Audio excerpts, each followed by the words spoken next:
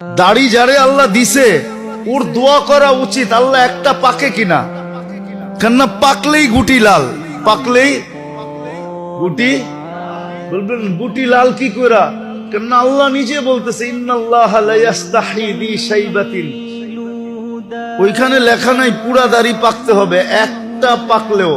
ইব্রাহিম আলাইহিস সালামের একটা পাকছিল, সারা আলাইহিস সালাম বলতেছে ইব্রাহিম এটা আবার কি, মা হাযিহিল বিয়াদ, এই সাদা এটা আবার কি, উঠায় ফেলা। তো বোর কথায় উঠাইতে গেছিলেন, হাত বাড়াইছেন, আল্লাহ উপর থেকে আওয়াজ দিছে খলিল হাত নামান। কয় কেন? এটা সাদা না, এটা সম্মানের সিল, তোমাকে সম্মানিত করার চিহ্ন দিলাম, চিহ্ন সাদাটা সম্মানিতের চিহ্ন। তো যার দাড়ি উঠছে ও তো কাটবে দূরের কথা, ও তো সারাদিন খতম পড়াবে, একটা পাকে কিনা। যদি কয় পাকে কি জন্য, পাকলেই তো গুটি লাল, আল্লাহ লজ্জা করবে শাস্তি দিতে, আর কি দরকার। আর জাগো সবডি পাইকা গেছে, ওগো তো কোনো কথাই নেই, ওগো তো ডেলি খুশির জন্য মানুষে ফুল দেওয়া দরকার।